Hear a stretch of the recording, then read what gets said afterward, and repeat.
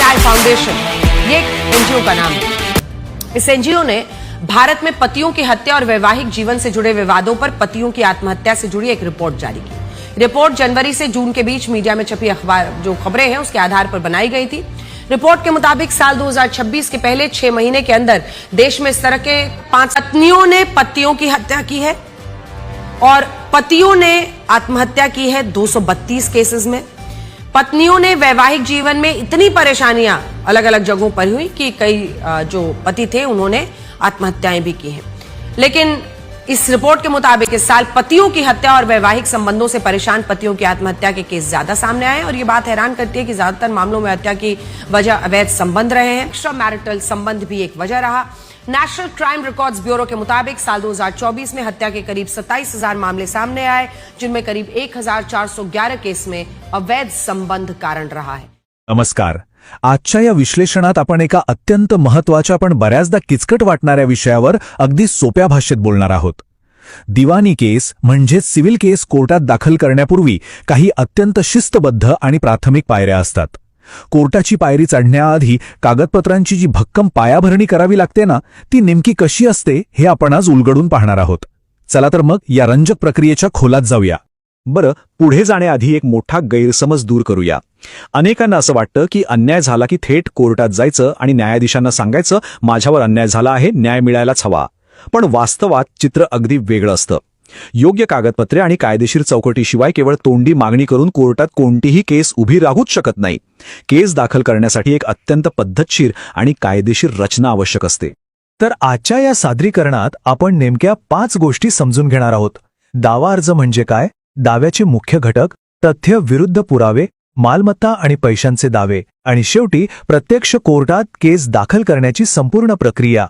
चला तर मग पहिल्या टप्प्यापासून सुरुवात करूया। कोणत्याही दिवाणी केसचा जो अगदी पायाभूत दस्तऐवज असतो, ज्याला दावा अर्ज किंवा प्लेंट म्हणतात, ते नेमकं काय असतं? आता इथे सर्वात महत्त्वाची गोष्ट लक्षात घ्या। कोर्टात दाखल होणारा प्रत्येक कागद सारखा नसतो। कायद्याच्या संदर्भानुसार त्याचे वेगवेगळे प्रकार पडतात।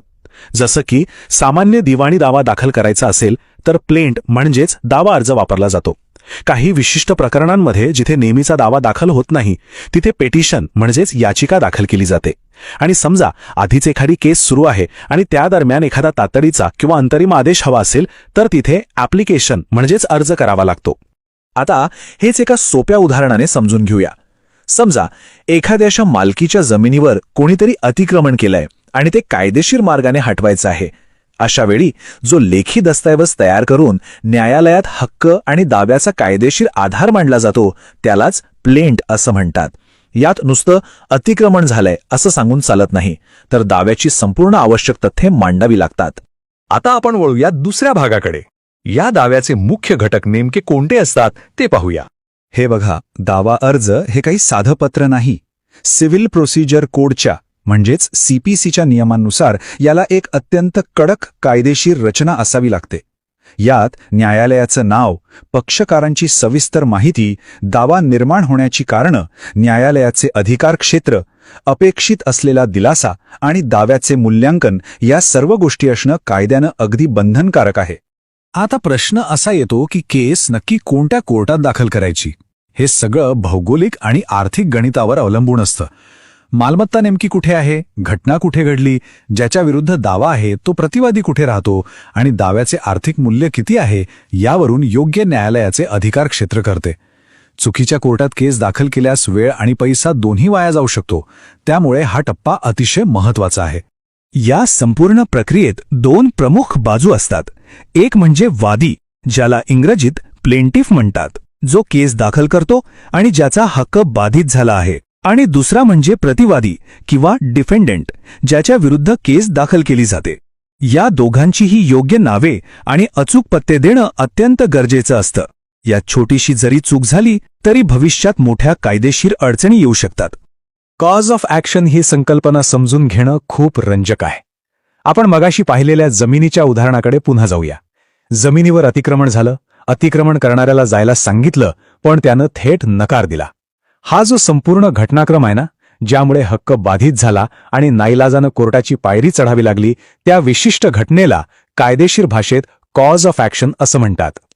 आता आपण तिसऱ्या अत्यंत महत्त्वाच्या टप्प्यावर आलोय, तथ्य विरुद्ध पुरावे. हा फरक लक्षात घेणं खरंच खूप गरजेचं आहे. कायद्याच्या नियमानुसार प्लेंटमध्ये फक्त आणि फक्त मटेरियल फॅक्ट्स म्हणजे दाव्याचा आधार असलेल्या आवश्यक आणि संक्षिप्त गोष्टीच मांडायच्या असतात. ते सिद्ध करण्यासाठीचे जे सविस्तर पुरावे असतात ते सुरुवातीलाच प्लेंटमध्ये लिहून ठेवायचे नसतात. हा नियम पाळणं अगदी मस्ट आहे. आता पुढे पाहूया की मालमत्ता आणि पैशांचे दावे यानुसार हे नियम नेमके कसे बदलतात. समजा दावा एखाद्या मालमत्तेचा विशेषतः जमिनीचा असेल तर कोर्टाला नेमका वाद कोणत्या जमिनीवर आहे हे अचूक समजायलाच हवं. त्यासाठी घट नंबर, सर्वे नंबर, त्या जमिनीचं क्षेत्रफळ, तिच्या चारी बाजूंच्या सीमा आणि मालमत्तेचं अचूक ठिकाण हे सर्व अगदी बारकाईने नमूद करावं लागतं. नुसतं माझी जमीन म्हणून चालत नाही. दुसरीकडे जर दावा पैशांचा असेल तर तिथे गोलमोल भाषा अजिबात चालत नाही. माझे खूप पैसे अडकले आहेत किंवा मला भरपूर नुकसान भरपाई हवी आहे असं लिहून काहीच साध्य होत नाही.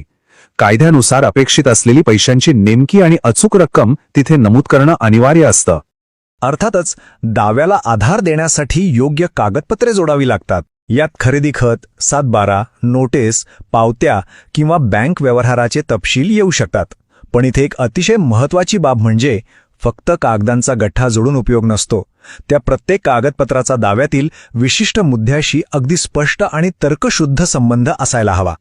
दस्तऐवज तयार करतानाचे हे अगदी अंतिम टप्पे आहेत. दाव्याचे मूल्यांकन करून त्यानुसार कोर्ट फी निश्चित केली जाते. त्यानंतर न्यायालयाकडून नेमका काय दिलासा किंवा रिलीफ हवा आहे ते अगदी स्पष्टपणे मागावं लागतं. शेवटी या प्लेंटवर स्वाक्षरी केली जाते आणि दिलेल्या माहितीच्या खरेपणाबद्दल कायदेशीररित्या पडताळणी म्हणजेच व्हेरिफिकेशन केलं जातं. कागदपत्रांची ही सगळी तयारी झाल्यानंतर प्रत्यक्ष कोर्टात केस दाखल करण्याची प्रक्रिया कशी असते त्याकडे आपण आता वळणार आहोत. दस्तऐवज पूर्ण झाल्यावर तो न्यायालयाच्या फायलिंग सेक्शन किंवा रजिस्ट्रीमध्ये जमा केला जातो. आजकाल ई-फायलिंगचाही पर्याय उपलब्ध आहे. पण लक्षात घ्या, केस थेट न्यायाधीशांच्या टेबलावर जात नाही. त्याआधी न्यायालयीन कार्यालयाकडून त्याची अतिशय कठोर प्रक्रियात्मक तपासणी म्हणजेच स्क्रुटिनी होते. जर त्यात काही तांत्रिक त्रुटी असतील तर ऑफिस ऑब्जेक्शन काढलं जातं. या सर्व त्रुटी दूर केल्यानंतरच प्रकरण प्रत्यक्ष कोर्टात पुढे जातं. एका दिवाणी दाव्याचा संपूर्ण प्रवास कसा असतो ते या टाइमलाईनवरून अगदी स्पष्ट होईल. फायलिंग आणि तपासणीनंतर प्रतिवादीला समन्स म्हणजे नोटीस पाठवली जाते. मग दोन्ही बाजू आपापले मुद्दे मांडतात. त्यानंतर पुरावे सादर केले जातात, वकिलांचे युक्तिवाद होतात आणि सर्वात शेवटी न्यायालयाचा अंतिम निकाल येतो. खरं तर ही एक टप्प्याटप्प्याने चालणारी दीर्घकालीन प्रक्रिया असते. आणि इथेच चित्रपटांमधला तो मोठा गैरसमज दूर होतो. बऱ्याचदा असं वाटतं की केस दाखल केली की लगेच पहिल्या दिवसापासून जोरदार सुनावणी आणि युक्तिवाद सुरू होतील. पण सत्य हे आहे की फायलिंग आणि सुरुवातीची तपासणी ही एक प्रशासकीय प्रक्रिया असते आणि प्रत्यक्ष सुनावणी सुरू व्हायला काही विशिष्ट कायदेशीर टप्पे पार करावेच लागतात. तर ह्या संपूर्ण विश्लेषणाचा सारांश काढायचा झाला तर या 5 गोष्टी कायम लक्षात ठेवा ज्या कोणत्याही केससाठी अगदी निर्णायक ठरतात.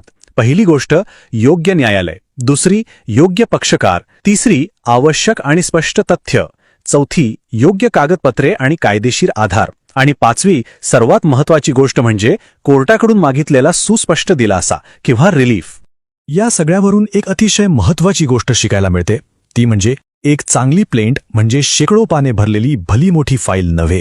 प्रत्येक लहान सहान कागदपत्राची लांबलचक कथा न लिहिता फक्त आवश्यक असलेली तथ्य आणि कायदेशीर दिलासा अचूक आणि स्पष्टपणे मांडणे हेच एका प्रभावी दाव्याचं खरं लक्षण असतं.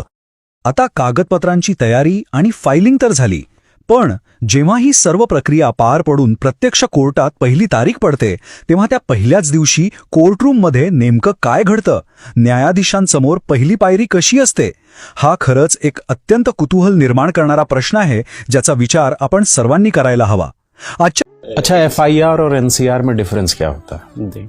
देखिए, अगर एफआईआर एंड एनसीआर में कंफ्यूजन है तो सिर्फ एक वीडियो में क्लियर करती हूँ. एफआईआर यानी फर्स्ट इंफॉर्मेशन रिपोर्ट, जो कंप्लेंट सीरियस क्राइम्स के लिए लिखवाई जाती हैं, जैसे murder, rape, theft, assault, kidnapping, etc. वही एनसीआर यानी नॉन कॉग्निजेबल रिपोर्ट, ये कंप्लेंट माइनर क्राइम्स के लिए होती हैं, जैसे एब्यूजिव बिहेवियर, मारपीट और फैमिली डिस्प्यूट्स, जिस पर पुलिस डायरेक्ट इन्वेस्टिगेशन या डायरेक्ट अरेस्ट नहीं करती. पर एफआईआर में पुलिस डायरेक्ट इन्वेस्टिगेशन भी करती है और डायरेक्ट अरेस्ट भी कर सकती है. एफआईआर में पुलिस बिना वारंट के भी अरेस्ट कर सकती हैं, पर एनसीआर में बिना वारंट के अरेस्ट नहीं कर सकते। एफआईआर सेक्शन 173 बीएनएसएस के अंडर आती है, जिसमें अरेस्ट करने से पहले कोर्ट की परमिशन नहीं लेनी पड़ती। पर एनसीआर सेक्शन 174 बीएनएसएस के अंडर आती है, जिसमें अरेस्ट करने से पहले मजिस्ट्रेट की परमिशन लेनी पड़ती है। तो अब अगर